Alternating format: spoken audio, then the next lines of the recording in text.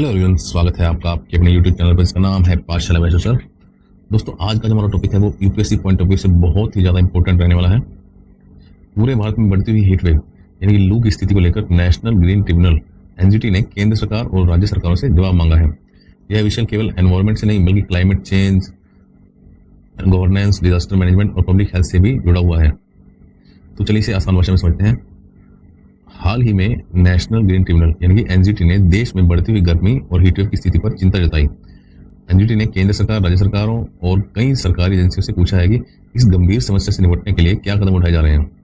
ध्यान देने वाली बात यह है कि एनजीटी ने यह मामला स्वतः संज्ञान यानी कि सुओ मोटो कोग्निजेंस के तहत लिया है। दोस्तों, सुओ मोटो कोग्निजेंस होता क्या है? इसका अर्थ होता है कि बिना किसी औपचारिक शिकायत के कोर्ट या ट्रिब्यूनल द्वारा खुद मामला शुरू करना। ये बात करते हैं कि ये न्यूज में क्यों है।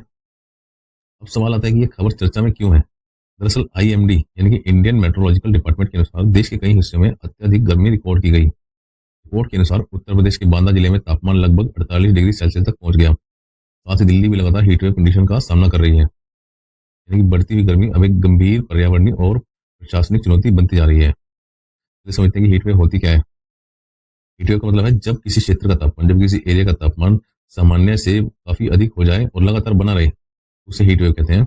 भारत में हीटवेव घोषित करने के लिए आईएमडी के लिए अलग अलग मापदंड है। आज क्लाइमेट चेंज, अर्बनाइजेशन और पर्यावरणीय बदलावों के कारण हीटवेव की घटनाएं जो है तेजी से बढ़ रही हैं।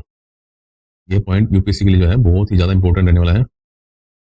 एनजीटी ने जो है कुछ इंपॉर्टेंट बातें भी कही हैं। एनजीटी के अनुसार जो है हीटवेव एक साइलेंट डिजास्टर है, यानी कि एक ऐसा संकट है जो बहुत बड़े स्तर पर लोगों को प्रभावित कर रहा है, लेकिन अक्सर लोग इसे गंभीरता से नहीं पहचानते। दूसरी महत्वपूर्ण बात जो है, अर्बन हीटवेव और रूरल हीटवेव अलग अलग होती है। शहरों में कंक्रीट स्ट्रक्चर, ट्रैफिक और कम हरियाली के कारण अर्बन हीट इफेक्ट जो है पैदा होता है। वहीं ग्रामीण क्षेत्रों में गर्मी का असर खेती, पानी और आजीविका पर ही दिखाई देता है। इसलिए सभी क्षेत्रों के लिए एक जैसी नीति प्रभावी बिल्कुल भी नहीं होगी। एनजीटी ने जो है बढ़ते तापमान को क्लाइमेट चेंज और एंथ्रोपोजेनिक एक्टिविटीज से भी जोड़ा है।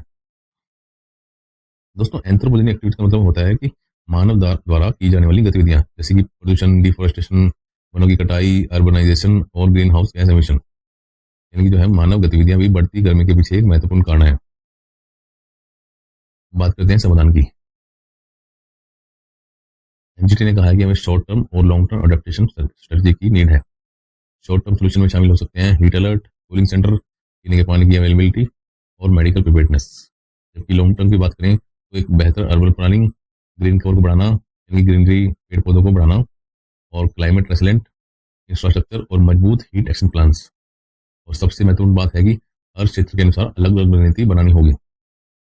अगर बात करें रिसर्च एंड डाटा रिक्वायरमेंट्स की, एनजीटी ने केवल नीतियों की बात नहीं की बल्कि रिसर्च की नीड पर भी जोर दिया है। इनमें शामिल है heat risk management, thermal mapping, mobile temperature survey, open class, climate data और क्लाइमेट एडप्शन रिसर्च। इससे स्पष्ट होता है कि जो भविष्य की जो क्लाइमेट पॉलिसीज को मजबूत डेटा और वैज्ञानिक अध्ययन के आधारित पर होना चाहिए। एनजीटी ने जो है कई मंत्रालय और राज्य को भी नोटिस जारी किया है, जिनमें प्रमुख हैं ministry of environment, forest and climate change, ministry of earth science, ministry of जल शक्ति और सीपीसीबी यानी कि central pollution control board. Delhi सरकार और अन्य राज्यों जैसे उत्तर प्रदेश, राजस्थान, गुजरात, महाराष्ट्र, बिहार और मध्य प्रदेश, इन सभी से जवाब मांगा गया है। और बात करते हैं एनजीटी की। यूपीएससी के लिए एनजीटी के बारे में एक क्विक रिवीजन करते हैं। नेशनल ग्रीन ट्रिब्यूनल की स्थापना कब हुई थी? नेशनल ग्रीन ट्रिब्यूनल की स्थापना जो है 2010 में की गई थी। यह नेशनल ग्रीन ट्रिब्यूनल एक्ट 2010 के अंतर्गत बनाया गया था। इसका जो मुख्य उद्देश्य है वो एनवायरमेंटल केस का तेजी से निपटारा करना है। एनजीटी पर्यावरण संरक्षण, वन संरक्षण और प्राकृतिक संसाधन से जुड़े जो मामले होते हैं उन्हें देखता है। दोस्तों, अगर यूपीएससी पर्सपेक्टिव से बात की जाए तो सुओ मोटो कोग्निजेंस होता क्या है? जब कोर्ट या ट्रिब्यूनल खुद किसी मामले का संज्ञान ले उसे सुओ मोटो कोग्निजेंस कहते हैं।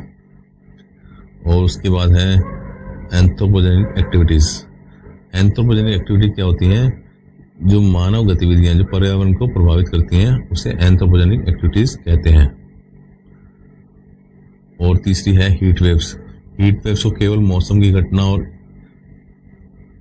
हीट वेव्स को और तीसरी है हीट वेव्स। हीट वेव्स को केवल मौसम की घटना नहीं बल्कि क्लाइमेट गवर्नेंस और डिजास्टर मैनेजमेंट इशू के रूप में भी देखा जाना चाहिए। एनजीटी ने केंद्र और राज्य से जवाब मांगते हुए बेहतर एडेप्शन प्लानिंग और क्लाइमेट प्रिपेयर्डनेस की आवश्यकता पर जोर दिया गया। और यूपीएससी एग्जाम के पॉइंट ऑफ व्यू से ये जो टॉपिक है वो एनवायरनमेंट, गवर्नेंस, क्लाइमेट चेंज और डिजास्टर मैनेजमेंट चारों सब्जेक्ट के लिए ही बहुत ज़्यादा इम्पोर्टेंट है। अगर आपको ये जो वीडियो है हमारी अच्छी लगी, वीडियो को लाइक करें, चैनल को सब्सक्राइब करें और अपने जो साथी एस्पिरेंट्स हैं उन्हें शेयर करना ना भूलें। हम जल्द ही लौटेंगे नई वीडियो के साथ। तब तक के लिए जय हिंद, जय भारत।